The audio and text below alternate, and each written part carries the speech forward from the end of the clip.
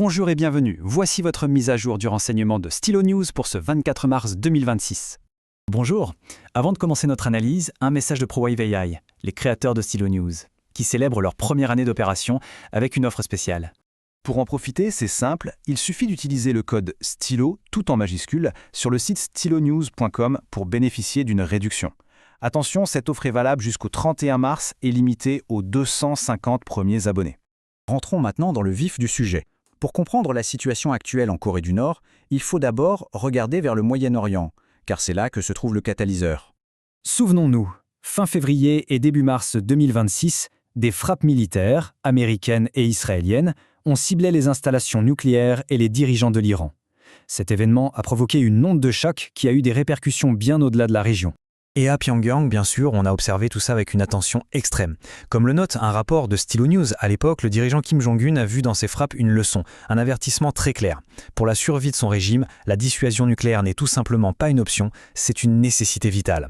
La réaction nord-coréenne ne s'est donc pas fait d'attendre. Elle a été rapide, musclée sur le plan militaire et très calculée sur le plan politique. La réponse s'est manifestée par une véritable cascade d'essais militaires, en espace de quelques jours à peine. D'abord, les 4 et 5 mars, des tirs de missiles de croisière depuis un nouveau destroyer. Moins d'une semaine plus tard, les 10 et 11, c'est Kim Jong-un en personne qui supervise de nouveaux essais. L'escalade se poursuit. Le 14 mars, c'est une salve d'une dizaine de missiles balistiques et dès le lendemain, on franchit une autre étape avec l'essai de nouveaux lance-roquettes, des systèmes capables de porter des ogives nucléaires tactiques. Toutes ces démonstrations de force se sont déroulées à travers la péninsule. Et bien sûr, le calendrier n'a rien d'anodin. Ces essais coïncidaient précisément avec les exercices militaires annuels conjoints entre les États-Unis et la Corée du Sud, un événement que Pyongyang qualifie systématiquement de provocation. Pendant ce temps, sur le front intérieur, cette période de tension extérieure a été l'occasion d'envoyer des signaux très clairs de consolidation du pouvoir et surtout de continuité dynastique.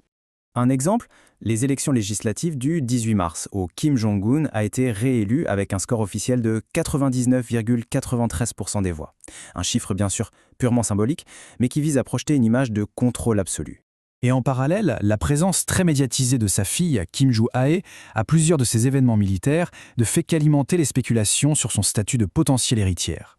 Alors comment cette escalade est-elle perçue à l'étranger? Faisons un tour d'horizon des positions des principaux acteurs internationaux. Sans surprise, les perspectives sont profondément divisées. Pour Pyongyang, les événements en Iran ne font que valider leurs convictions, l'arme nucléaire est leur seule garantie de survie. Pour Washington et Séoul, ces essais sont une menace directe pour la stabilité. La Chine et la Russie, elles, apportent un soutien stratégique à la Corée du Nord, tout en appelant au dialogue, cherchant à contrebalancer l'influence américaine. Enfin, les Nations Unies condamnent ces tirs comme des violations manifestes de leurs résolutions. Alors, avec tout ça en tête, que faut-il surveiller dans les jours et semaines à venir ? Voici les points clés de notre analyse. Plusieurs éléments sont à observer de près. D'abord, la fin des exercices Freedom Shield et la réaction potentielle de Pyongyang. Ensuite, sur le plan diplomatique, le sommet sino-américain de fin mars sera déterminant. Il faudra aussi guetter le moindre signe d'ouverture au dialogue de la part des Nord-Coréens, tout en analysant de près comment leur état-major intègre les leçons du conflit iranien. La question centrale reste donc entière. Ces événements vont-ils renforcer de manière irréversible la détermination nucléaire de la Corée du Nord ou pourraient-ils, au contraire, créer une nouvelle, bien que fragile, voie pour la diplomatie? L'incertitude est grande. Pour une analyse plus en profondeur de tous ces développements, la synthèse complète de Stylo News est disponible sur les plateformes d'écoute habituelles ou via le lien qui accompagne cette diffusion. Merci d'avoir suivi cette mise à jour du renseignement de Stylo News, une production de ProWave AI. Pour obtenir des informations à la demande grâce à l'intelligence artificielle, rendez-vous sur www.stylonews.com.